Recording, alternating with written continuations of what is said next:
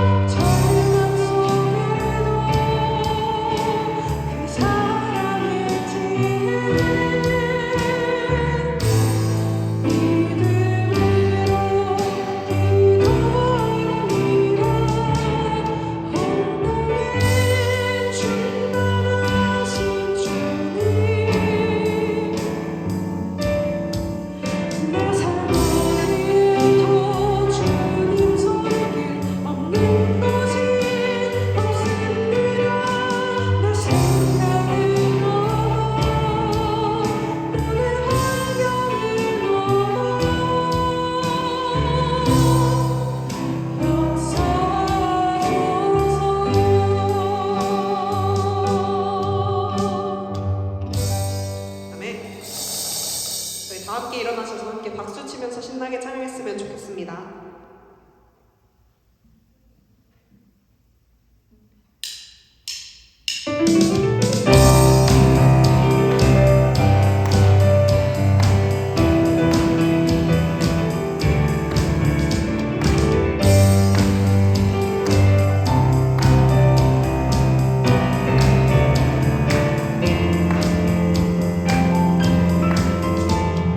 슬픈 마음 있는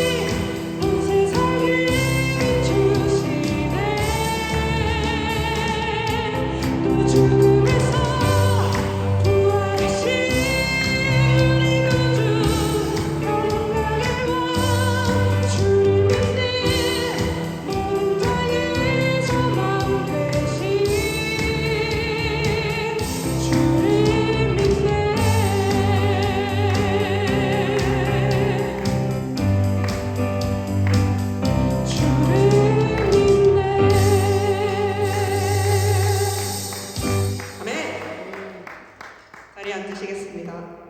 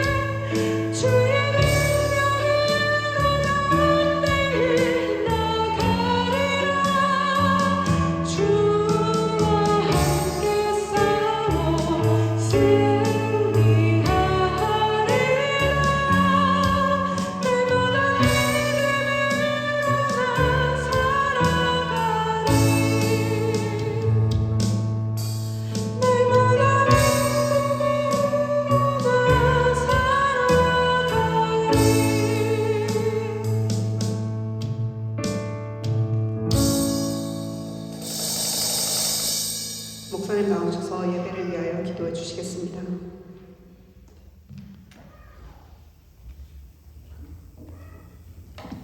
나는 날마다 믿음으로 나아가겠습니다. 주님의 은혜 가운데 살아가기를 소원합니다. 결단의 고백 함께 올려드리기를 소원합니다. 그러면서 우리 예배 가운데 하나님 임재하셔서 우리가 참 믿음의 고백을 드리며 은혜의 삶을 살아가도록 이 예배 가운데 함께 하시고 동행하시며 역사하여 주시옵소서. 예배를 위하여 기도하겠습니다. 지난 한 주간의 삶을 돌아보며 하나님 앞에서 부족했던 것, 연약했던 것, 온전치 못했던 것, 혹 범죄했었던 것이 있었다고 한다면 하나님 용서하여 주시옵소서.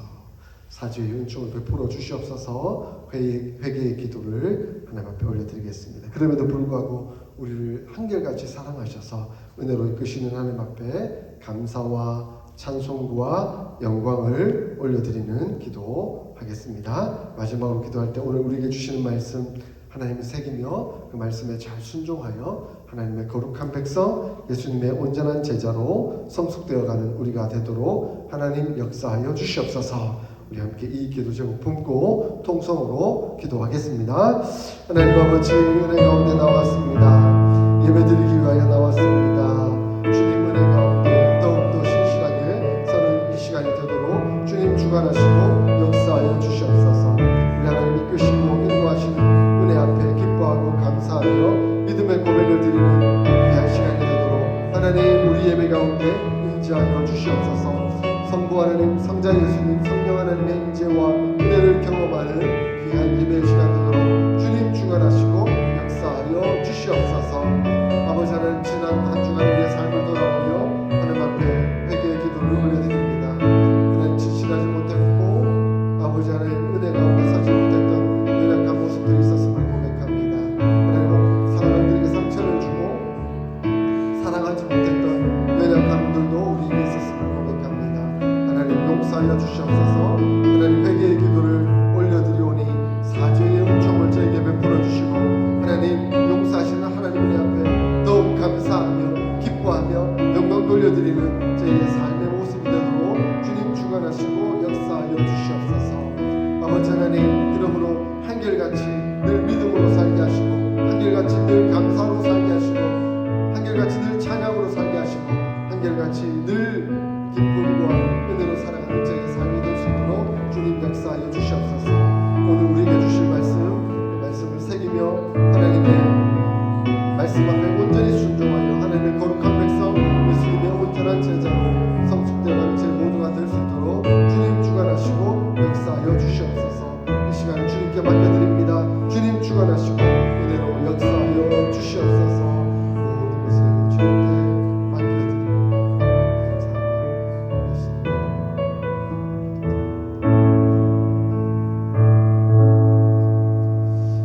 우리의 신앙 고백 올려드리겠습니다. 성부 하나님을 믿습니까? 성자 하나님을 믿습니까?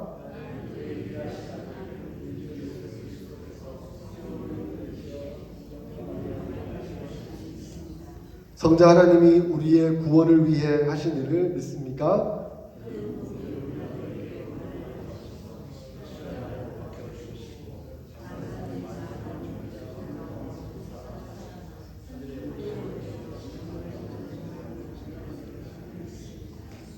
성자 하나님이 어떻게 오실 것을 믿습니까?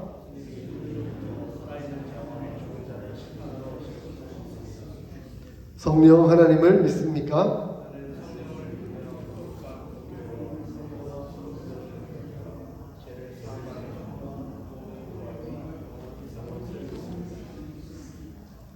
아멘.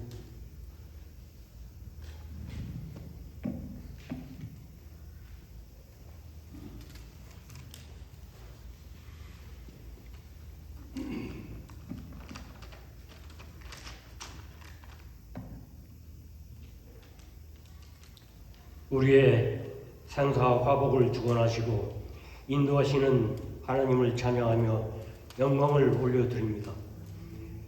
무더운 날씨가 계속되고 있지만 지나간 한 주간도 주님께서 베풀어 주시는 은총 속에 자유와 평안함을 누리며 살게 하시고 거룩하고 복된 날 은혜 자리에 함께 모여서 신령과 진리로 예배 드릴 수 있는 귀한 자리로 인도해 주심을 진심으로 감사드립니다.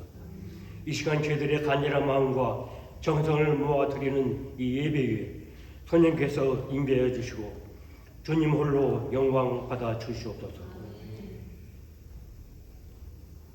간구가 끼는 이 예배를 통해서 우리에게 찾아오는 세상의 고통과 근심이 감사와 기쁨으로 승화하게 되게 하시고 우리의 심령 가운데 내재하고 있는 모든 죄악들을 성령의 불로 다 소멸시켜 주시어서 부족하고 연약한 속에 머물러 있는 우리의 심령이 새로움으로 회복을 이루는 이러한 복된 시간 되게 해 주시옵소서.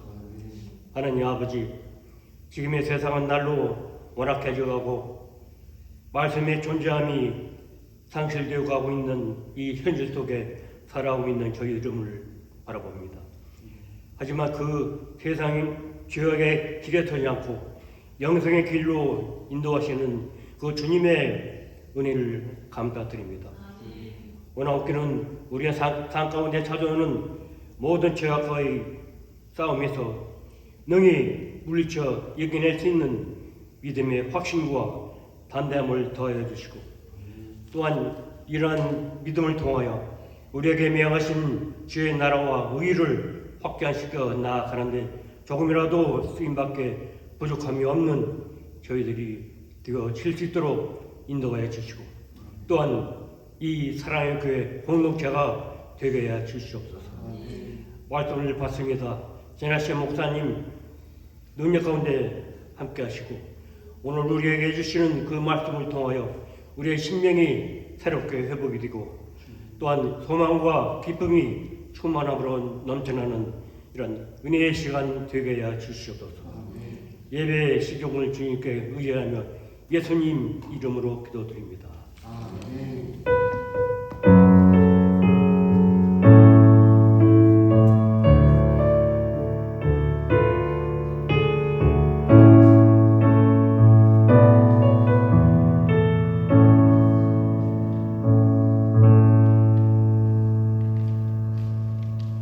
오늘 우리에게 주시는 하나님의 말씀은 마태복음 5장 17절에서 20절까지 말씀입니다.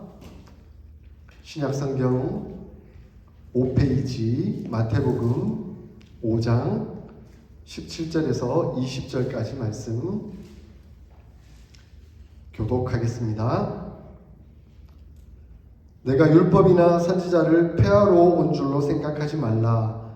폐하러 온 것이 아니요 완전하게 하려 함이라. 진실로 너희에게 이르노니 천지가 없어지기 전에는 법의 일정일도 결코 없어지지 아니하고 다 이루리라. 그러므로 누구든지 이 계명 중에 지극히 작은 것 하나라도 버리고 또 그같이 사람을 가르치는 자는 천국에서 지극히 작다 일컬음을 받을 것이요 누구든지 이를 행하며 가르치는 자는 천국에서 크다 일컬음을 받으리라. 내가 너희에게 이르노니 너희가 서기관과 바리새인보다 더 낫지 못하면 결코 천국에 들어가지 못하리라. 아멘. 신앙이란 무엇일까요? 신앙이란 무엇일까요? 신앙이란 교회를 다니는 것입니까? 신앙이란 하나님의 말씀, 성경이 가르친 대로 지키는 것입니까? 신앙이 무엇입니까? 신앙이란 관계입니다. 신앙이란 하나님과 관계를 누리는 것을 말합니다. 그리고 우리가 신앙이 있다 하는 것은 우리가 하나님과 관계를 맺고 그 하나님 안에서 은혜와 기쁨과 감격과 감사를 누리며 살아가는 것, 그것이 바로 신앙생활이라고 말할 수가 있는 것입니다. 그래서 예수님은 너희는 내 제자가 된 것, 그것은 곧 세상의 소금과 빛의 역할을 감당하는 것이고 하나님과의 관계가 회복되었음으로 말미암아 하나님과 화평하게 되었고 또 다른 사람들로 하여금 빛으로 인도하며 살맛나게 만드는 그런 관계 속에서 살아가는 것이다 라고 말씀하고 있는 것입니다. 그래서 우리가 빛되었다, 우리가 소금되었다 하는 것은 하나님과의 관계 속에서, 그리고 이웃과의 관계 속에서 누리는 그 은혜의 감격을 표현하고 있는 것입니다. 그 은혜의 정체성을 표현하고 있는 것이지요. 그런데 당시 예수님 시대에 신앙생활을 무엇인가 지키는 것이라고 보았던 사람들이 있었습니다. 그들은 바리새인들과 서기관들이었고 또한 많은 유대인들이 그러했습니다. 하나님이 우리에게 말씀을 주신 것, 율법을 주신 것은 하나님이 누구신지를 알고 그 하나님과 온전한 교제를 누리며 하나님 안에서 진정한 기쁨과 감사와 은혜를 누리기 위한 방편으로 주셨음에도 불구하고 그 율법을 통해 하나님과의 관계를 누리는 것이 아니라 그 율법을 지킴으로써 내가 뭔가를 하고 있다, 내가 율법을 지키고 있다, 내가 하나님 앞에서 당당하다, 내가 하나님 앞에서 구원을 받을 만한 뭔가를 이루고 있고 자격이 있다라고 생각을 하고 있다는 것입니다. 그래서 어떤 사람들에게는 율법이 걸림돌이 되고 어떤 사람들에게는 율법이 자랑이 되는 그런 상황이 된 것이죠. 그래서 율법을 자랑으로 여기는 사람은 그 율법을 더 많이 만들어서 자기가 율법을 더 잘 지키고 있다 하는 것을 보여주려고 애쓰고 노력했습니다. 바리새인들과 서기관들은 하나님이 말씀하신 율법의 의도를 전혀 의식하지 못한 채 자기 나름대로 좋을 대로 만들어 갔습니다.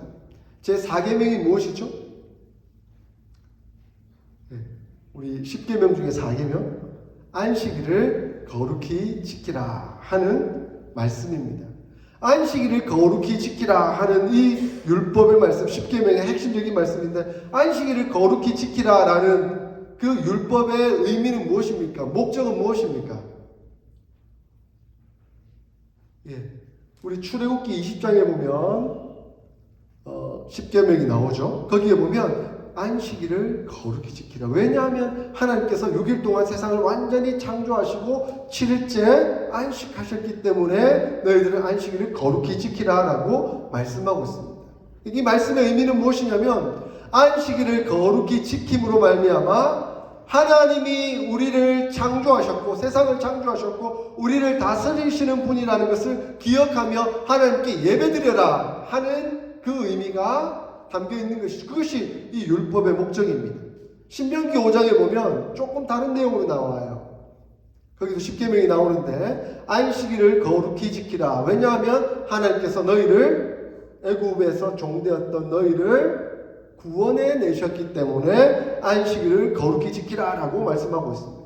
그러니까 안식일을 거룩히 지킴으로써 유대인들은 하나님이 우리를 창조하신 창조주이실 뿐만 아니라 또한 우리를 애굽으로부터 구원해 내신 구원의 하나님이신 것이구나 하는 것을 기억하고 기념하면서 예배드리면서 하나님께 찬양 드리기 위해서 안식일을 지키라 라고 말씀하셨다는 것입니다. 그것이 바로 안식일의 목적입니다. 그런데 이것을 올바르게 파악하지 못하고 해석하지 못한 유대인들은 내가 안식일을 지킴으로 말미암아 내가 하나님 앞에서 떳떳하고 자격 있고 그리고 남과 비교해서 더 좋은 율법을 지켜가는 사람이다 라고 우월의식을 갖기 시작했던 것이죠. 그러다 보니 안식일을 더 잘 지키려고 없는 율법까지 만들기 시작합니다. 그래서 유대인들이 이 안식일을 거룩히 지키라라고 하신 이 한 문장 율법에다가 자기들은 39가지의 이상한 계명들을 만들기 시작했어요. 안식일에는 반죽도 하면 안 되고 안식일에는 바느질도 해서는 안 되고 안식일에는 무엇을 들고 움직여서도 안 되고 심지어 안식일에는 2글자 이상을 써서도 안 되고 2글자 이상을 지워서도 안 되고 하는 그런 이상한 율법들을 자꾸 만들어내기 시작한 것이죠. 자, 이런 사람들의 특징이 뭡니까? 잘 지키는 자기는 의롭고 잘 지키는 자기는 구원받을 자격이 있고 능력이 있는 사람이고, 못 지키는 다른 사람들은 불의한 사람이고 온전치 못한 사람이고 무시하고 업신여기는 그러한 태도를 취하고 말게 되는 것이지. 그런데 예수님이 오셨어요. 근데 예수님은 안식일 날 사람을 치유하시고 침상을 들고 이동하라고 명령하시고 그들이 만들어 놓은 계율과는 전혀 다르게 움직이도록 가르치시는 역사를 하는 거예요. 예수님의 제자들 가운데 너무 배가 고파서 안식일에 미리 이삭을 비벼서 먹었더니 그거 가지고 비판하는데 예수님은 그것을 옹호하시는 거예요. 그리고 안식일은 사람을 위하여 있는 것이지 율법을 위하여 있는 것이 아니다라고 가르치시는 거예요. 이렇게 되니 충돌이 일어나기 시작하는 겁니다.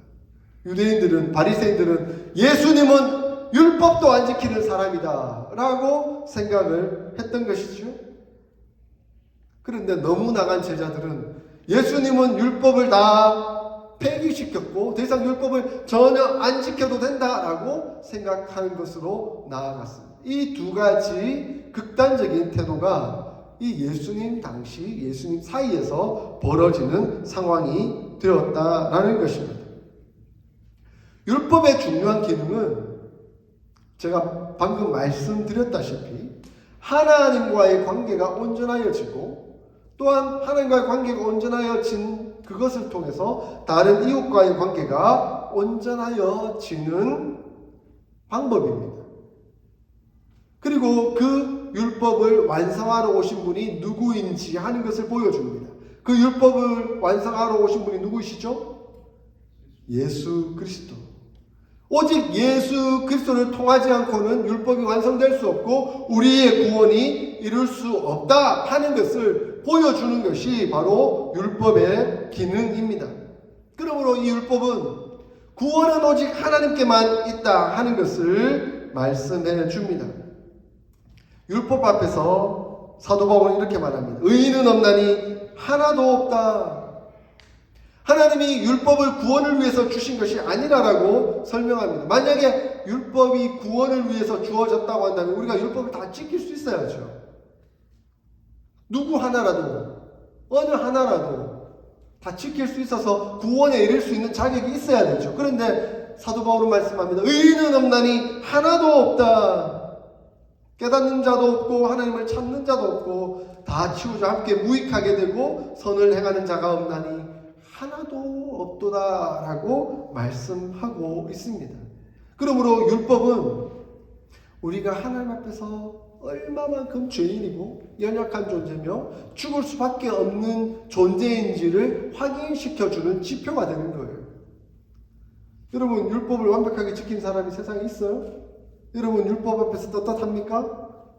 나는 율법 앞에서 당당하고 지킬 수 있다고 생각합니까? 터무니없는 얘기죠. 그런데 바리새인들과 서기관들은 남들보다 조금 더 많이 지킨다는 그것으로 자기 의를 삼고 하나님 앞에서 나는 떳떳하다, 나는 자격이 있다, 나는 구원받을 충분한 존재이다 라고 생각을 했다는 것입니다. 그러니 그들은 율법을 구원의 방편으로 삼았습니다. 그러나 이것은 오만이었습니다.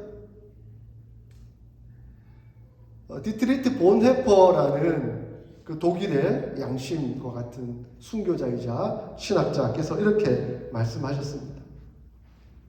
자신들이 율법을 지킴으로써 구원을 받을 수 있다라고 여기는 것은 하나님 앞에서 큰 죄이다, 오만이다.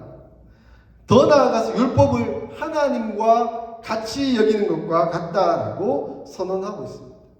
왜냐하면 율법이 자신을 구원한다고 말하고 있으니까. 아니 하나님만이 구원할 수 있는데 율법이 자신을 구원할 수 있다라고 말을 하고 있으니 율법이 하나님이 되었다라고 말씀하고 있는 겁니다. 그래서 바리새인들과 서기관들은 마치 율법을 신격화한 것과 마찬가지고 하나님을 율법으로 전락시키는 것과 같다라고 말씀하고 있습니다. 더 나아가 자신이 율법을 지킴으로 말미암아 구원을 받는다라고 하니 결국 구원은 누가 이룬 거죠? 누가 쟁취한 것이죠? 자기 자신이 율법을 지킴으로 말미암아 구원을 쟁취한 거잖아요. 그러니까 구원은 누가 이룬 거예요? 내가 이룬 거지. 내가 율법을 지켰기 때문에, 내가 노력했기 때문에, 내 공로, 내 노력, 내 삶. 그러니 율법이 자랑이 되고 율법과 비교해서 존재 우위에 서게 되고 남을 무시하게 되고 남을 정죄하게 되는 그런 계기가 되고 말았다 하는 것을 말씀하고 있습니다. 그런데 예수님은 율법의 기능은 그것이 아니다. 율법이 너희를 구원할 수 있는 것이 아니다. 율법 앞에서는 모두가 다 죄인일 뿐이다.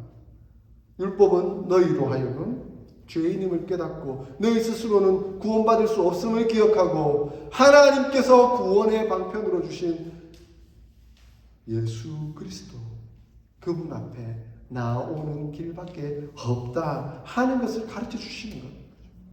그러므로 율법이 가르치시는 분은 누구시죠? 바로 태양이신 예수 그리스도 그분이십니다. 그러므로 율법 앞에 온전하게 서는 사람은 나로서는 구원받을 수 없습니다. 나로서는 율법을 지킬 수가 없습니다. 나로서는 죽을 수밖에 없는 죄인입니다. 그러므로 나에게는 구원자가 필요합니다. 오직 예수 그리스도. 나는 그분 앞에 서겠습니다. 이렇게 나와야 한다는 것이죠.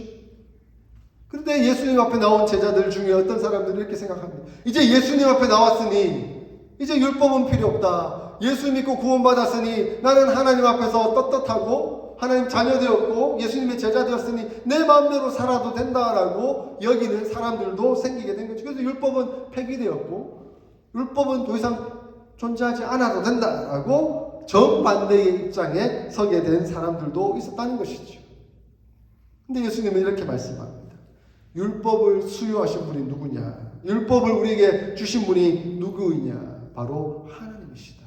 하나님이 우리에게 율법을 주신 것은 율법을 폐기하기 위해서 주신 것이 아니라 율법을 완성하기 위해서 우리에게 주셨다라고 말씀하고 계십니다. 그러므로 율법은 없어져야 될 것이 아니라 율법은 완성되어야 합니다.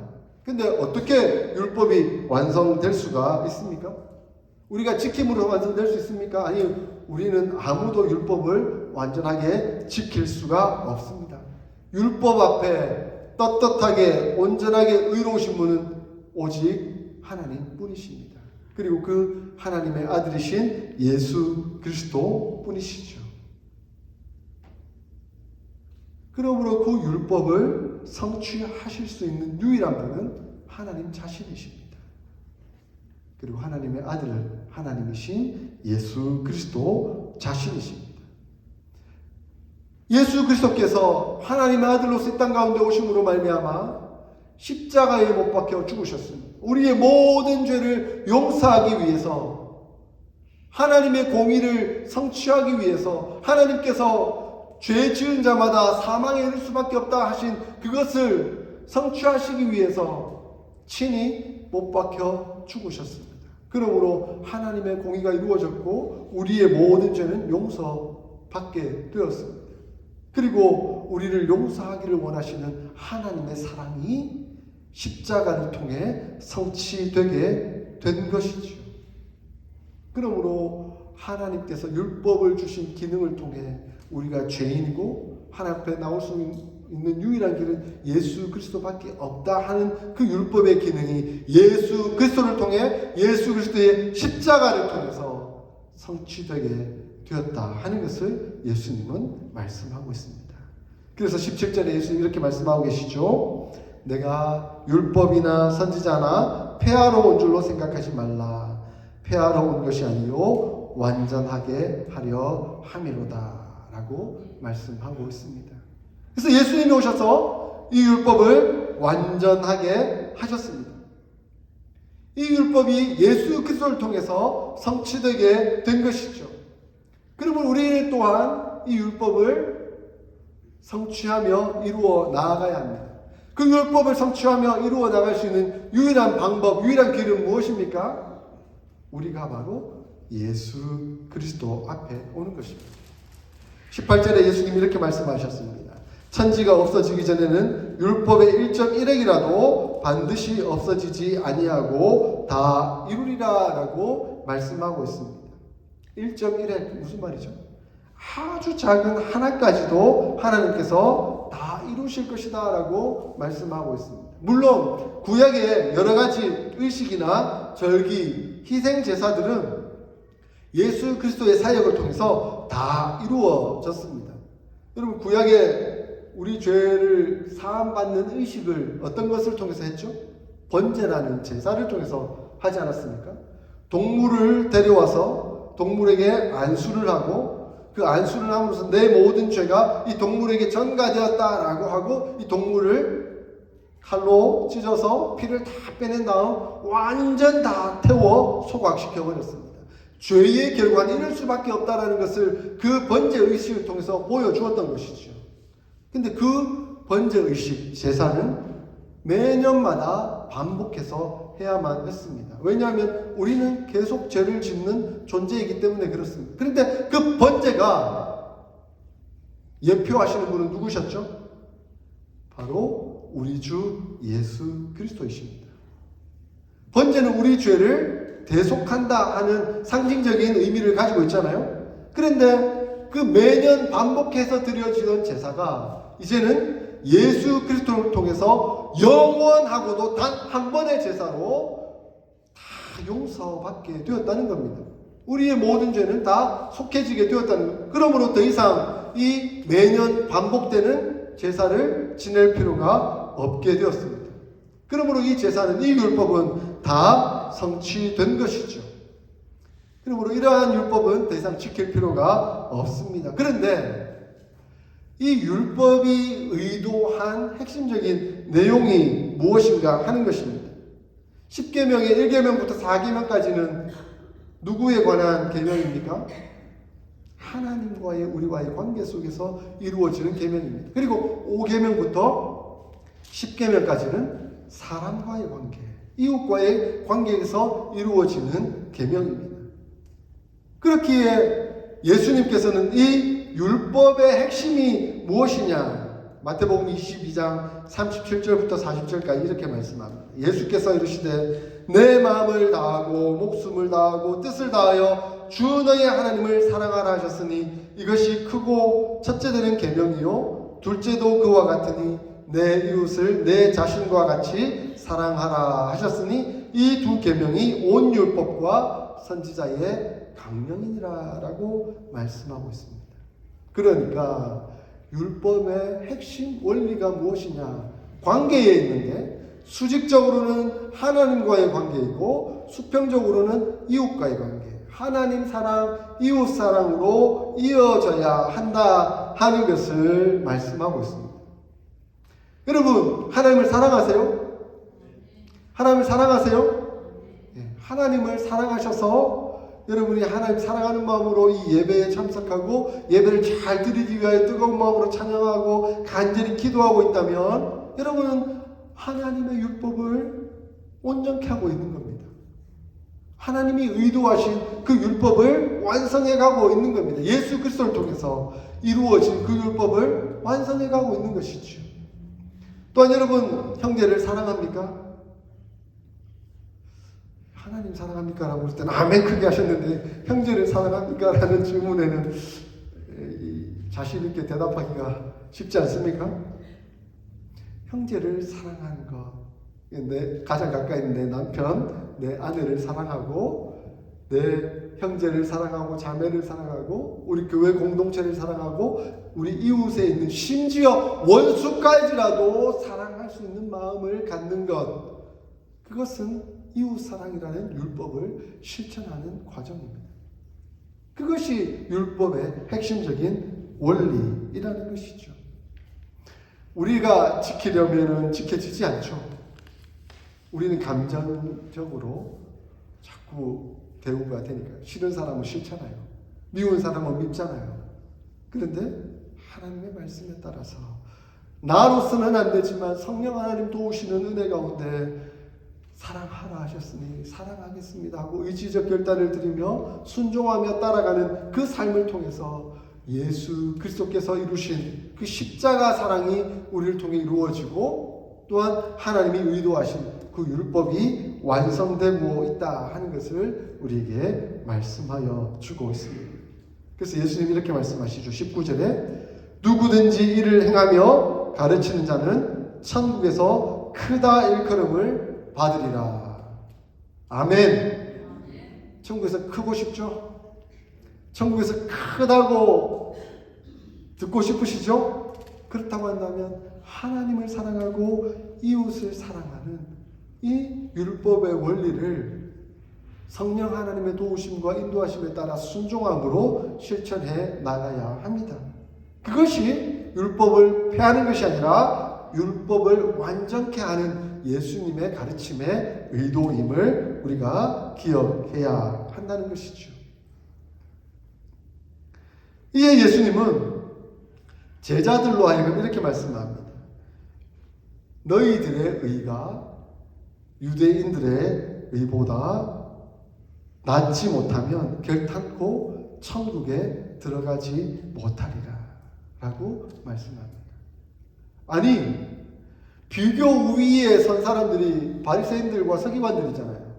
그들은 율법을 잘 지켰잖아요. 조항까지 만들어서 더 섬세하게 지키려고 애쓰며 노력했던 사람이잖아요. 그런데 그 비교 우위에 서 있는 그 사람들과 비교해서 우리의 의가 그들보다 낫지 못하면 우리가 천국에 들어가지 못한다고요?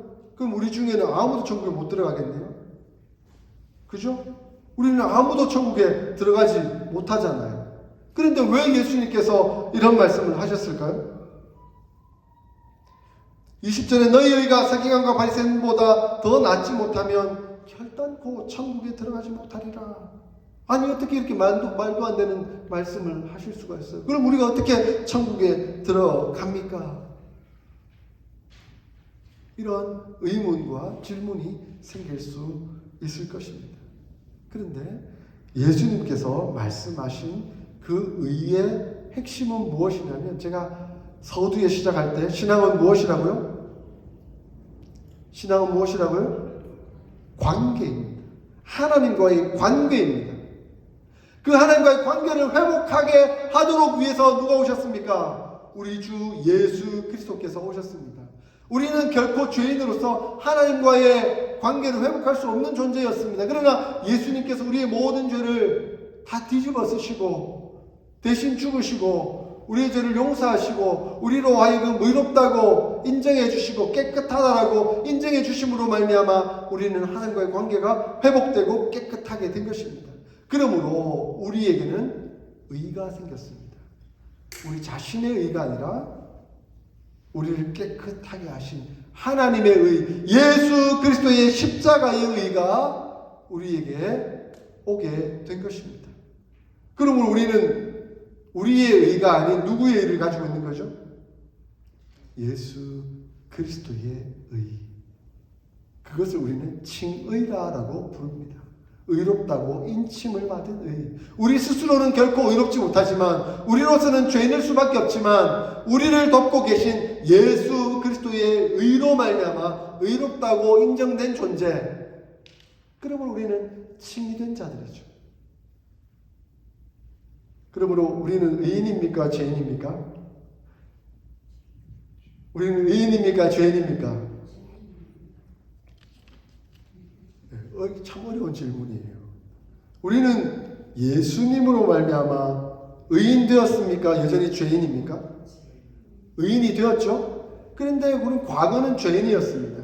그러면 우리가 누군가 이렇게 이게 함정이 있는 질문이에요. 의인입니까? 죄인입니까? 이 말은 난 죄인인데 어떻게 의인이라고 말할 수 있을까? 그런데 예수님 때문에 나는 의인이 되었는데, 이렇게 표현하시면 됩니다. 누가 이렇게 질문하면 속지 마시고 의인이 된 죄인입니다. 이렇게 대답하시면 됩니다. 의인이 된 죄인입니다. 나는 죄인일 수밖에 없지만 예수님으로 말미암아 나는 의인이 되었습니다. 그러므로 나의 의는 내 의가 아니라 예수 그리스도의 의입니다. 자, 우리가 예수 그리스도의 의를 가지고 있습니다. 예수 그리스도의 의로 덧입혀졌습니다. 그러므로 하나님과의 관계가 회복되었습니다. 하나님의 자녀가 되었고 하나님의 백성이 되었으며 예수님의 제자가 되었습니다. 자, 그러면 다시 질문해 보겠습니다. 우리의 인간적인 의로는 결코 바리새인들보다 나을 수는 없습니다. 그러나 예수님의 의는 바리새인들보다 낫습니까? 못합니까? 예수님의 의는 바리새인들보다 낫죠. 완벽하죠. 근데 그 완벽한 나은 의가 우리를 덧입고 있다는 것이죠.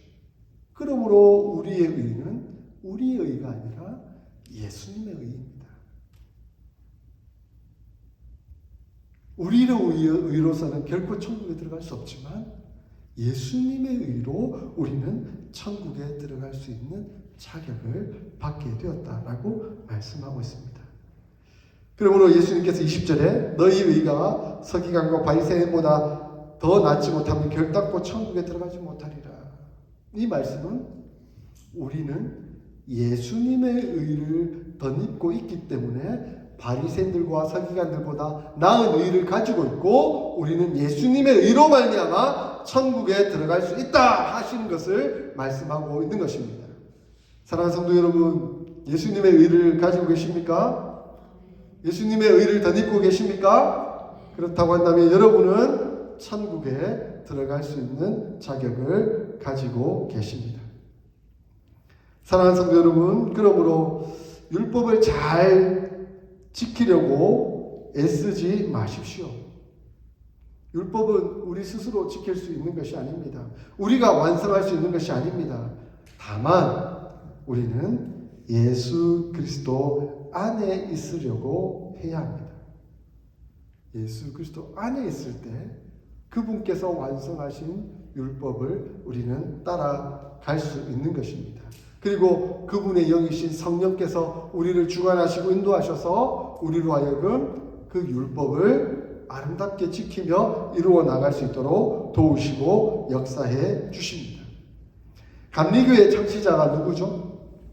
우리 여기가 이제 미국 교회 감리교회 빌려 쓰고 있는데 감리교회 창시자가 존 웨슬리라는 사람입니다. 근데 존 웨슬리는 그 당시 영국 성공회 소속이었던 것이죠. 그런데 이 사람은 모든 일에 있어서 하나님 앞에서 인정받고 싶었습니다. 그래서 매일 성경을 읽고 금식하며 일부러 죄를 피하고 심지어 미국에까지 선교를 해 나갈 것을 헌신적으로 결단하는 삶을 살았습니다. 그는 그것을 율법으로 여겼습니다. 내가 지켜야 할 것으로 여겼습니다. 그리고 그것을 열심히 지켜나가면서 하나님께서 나를 인정해 주실 것이다 라고 강박적으로 생각했습니다. 그런데 한편의 마음속에는 늘 불안과 두려움이 있었습니다. 과연 나는 구원받을 수 있을까? 이 정도 노력해서 의를 이루어서 과연 나는 구원받을 수 있을까? 늘 모자란다는 생각에 사로잡혀 있었습니다. 근데 그가 어느 날 한 집회에 참석하게 되었습니다. 그 집회에 참석했을 때 누군가가 종교개혁자인 마르틴 루터의 로마서 서문을 읽어주었습니다. 거기에 이렇게 말했습니다. 사람이 의롭게 되는 것은 율법이 아니라 오직 믿음으로 말미암는 것이다. 오직 예수 그리스도로 말미암는 것이다. 하는 것을 들었습니다. 거기에서 그는 큰 충격을 받고 큰 깨달음을 얻었습니다. 내가 내 노력으로 내 성경 읽기, 내 금식, 내가 죄를 피하고 내가 일부러 선교 가서 애를 쓰고 노력하는 그것으로 구원을 받는 것이 아니라 오직 예수 그리스도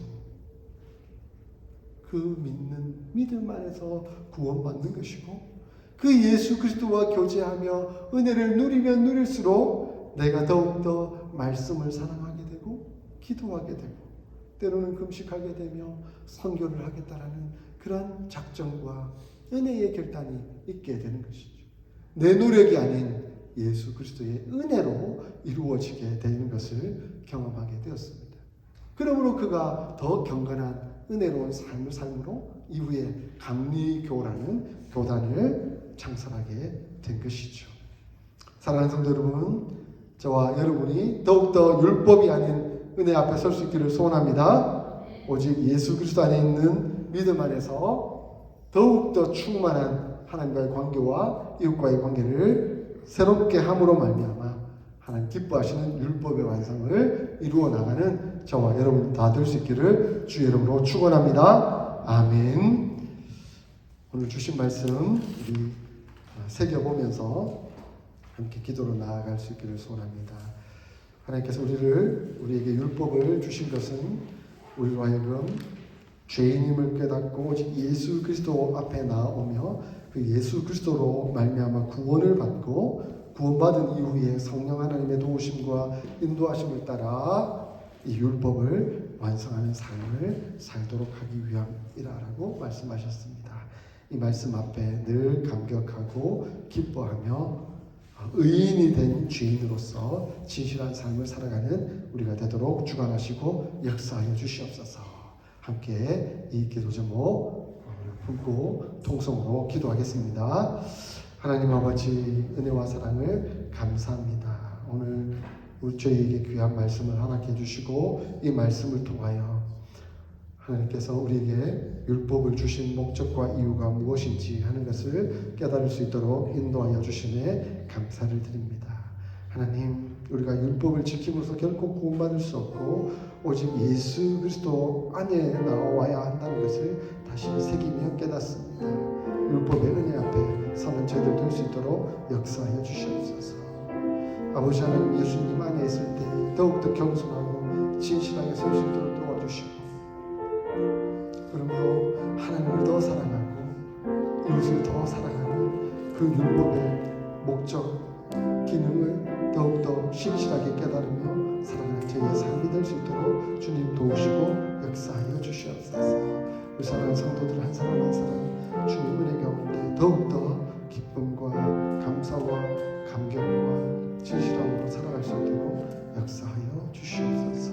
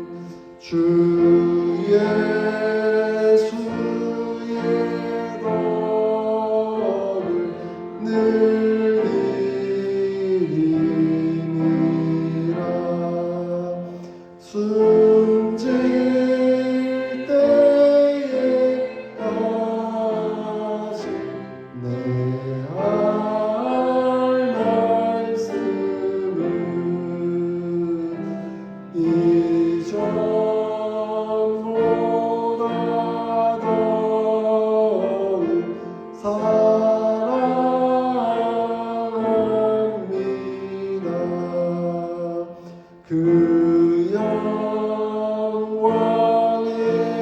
나라 나 들어가서 그 풍성한 은혜 늘 감사리 그 멸류관 쓰고 나 찬송할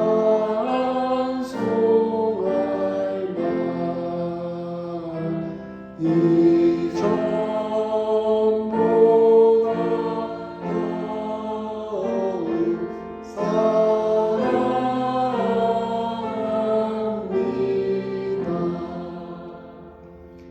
하나님 아버지, 우리가 율법 앞에 서면 죽을 수밖에 없는 죄인임을 깨닫게 됩니다. 그러므로 예수 그리스도께서 우리에게 오심이 얼마나 크고 기쁘고 감사한 일인지 다시 한번 감격하게 됩니다.